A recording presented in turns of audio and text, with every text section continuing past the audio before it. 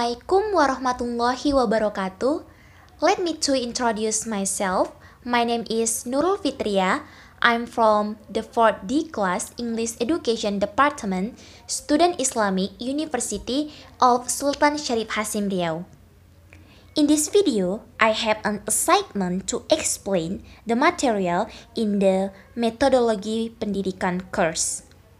Baiklah, pada video kali ini saya akan menjelaskan materi saya yang berjudul Validasi dan Reliabilitas pada mata kuliah Metodologi Pendidikan yang diampuh oleh Bapak Nuwardi SPD MED.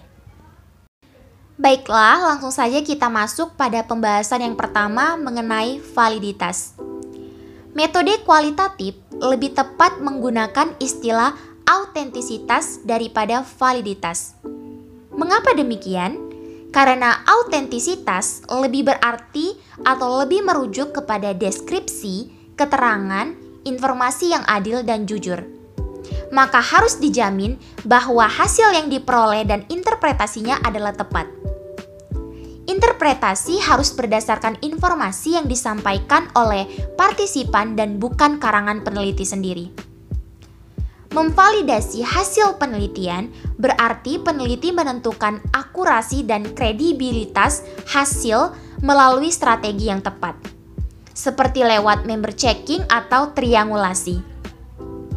Peneliti yang menggunakan metode ini akan mengatakan bahwa penelitian tersebut sifatnya interpretatif dan bahwa peneliti haruslah membuat refleksi diri yang berkaitan dengan peranannya dalam penelitian tersebut.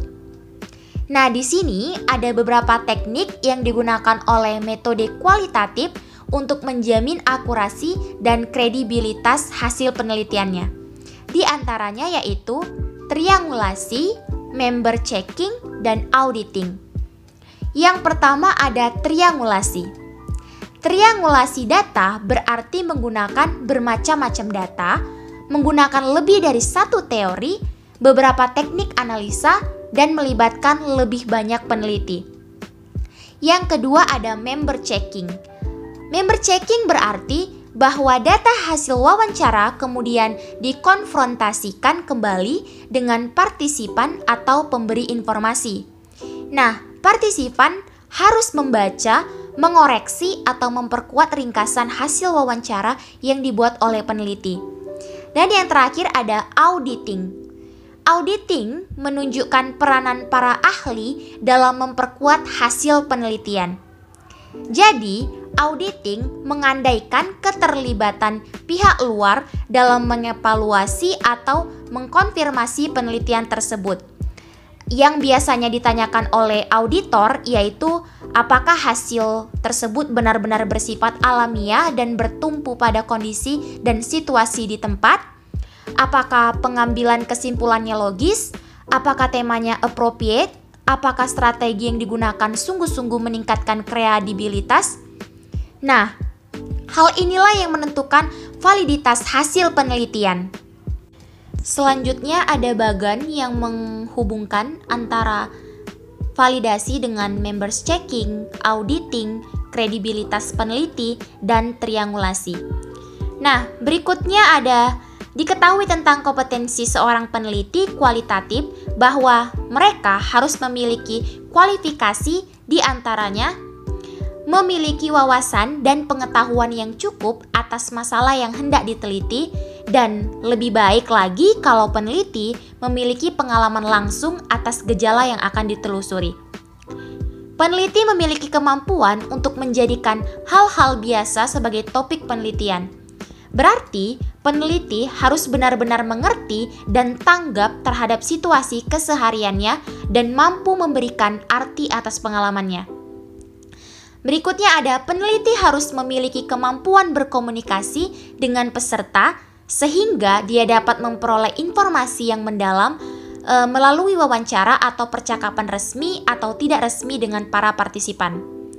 Peneliti memiliki jaringan yang luas untuk mendapatkan masukan yang mendalam atas gejala yang sedang diteliti, baik dari para ahli maupun melalui media elektronik dan sumber online lainnya.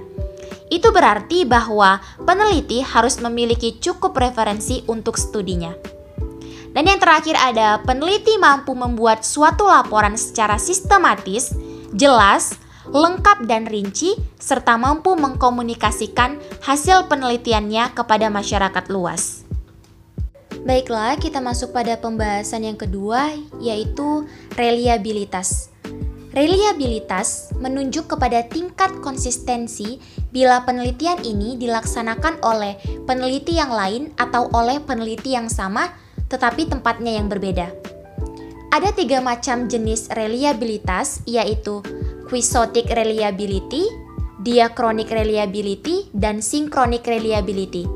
Yang pertama ada quixotic reliability, di mana lingkungan penelitian dari observasi menghasilkan hasil penelitian yang tidak berubah atau tetap. Yang kedua ada diachronic reliability, di mana stabilitas observasi seluruh waktu. Dan yang ketiga ada synchronic reliability, yaitu kesamaan observasi dalam waktu dan masa yang sama. Reliabilitas biasanya dianggap paling cocok untuk metode kuantitatif karena menurut pandangan mereka yang dipengaruhi oleh aliran positifisme bahwa tidak ada perbedaan antara dunia alamiah atau natural dengan dunia kemasyarakatan atau kemanusiaan sosial humanistik. Karena itu, dunia alami yang bercorak objektif dianggap sama dengan dunia manusia yang bersifat subjektif. Sebagaimana dunia objektif dimengerti dengan menggunakan sistem pengukuran, begitu pula dengan dunia subjektif terkadang dipakai alat ukur kuantitatif untuk memahaminya. Pengukuran kuantitatif sangat cocok untuk menjamin reliabilitas hasil penelitian, karena objek yang diteliti cenderung tetap dan tidak berubah. Ini merupakan salah satu ciri khas sebuah objek, dan hal inilah yang menjadi masalah besar dalam metode kualitatif. Selanjutnya, dalam metode kualitatif, kita dapat melihat aspek reliabilitas. Di antaranya, yang pertama ada interview. Partisipan harus mengerti pertanyaan atas cara yang sama, sehingga jawabannya dapat dikoding tanpa kemungkinan ketidakpastian. Ini dicapai dengan cara menguji bahan yang akan diwawancarai atau pretest di interview, melatih pewawancara atau di interviewer. Yang kedua ada nilai kebenaran atau truth value. Maksudnya bahwa deskripsi dari pengalaman partisipan adalah benar seperti yang mereka alami dalam kehidupan. Dan yang terakhir ada bahan hasil wawancara adalah benar sesuai dengan apa yang dikatakan.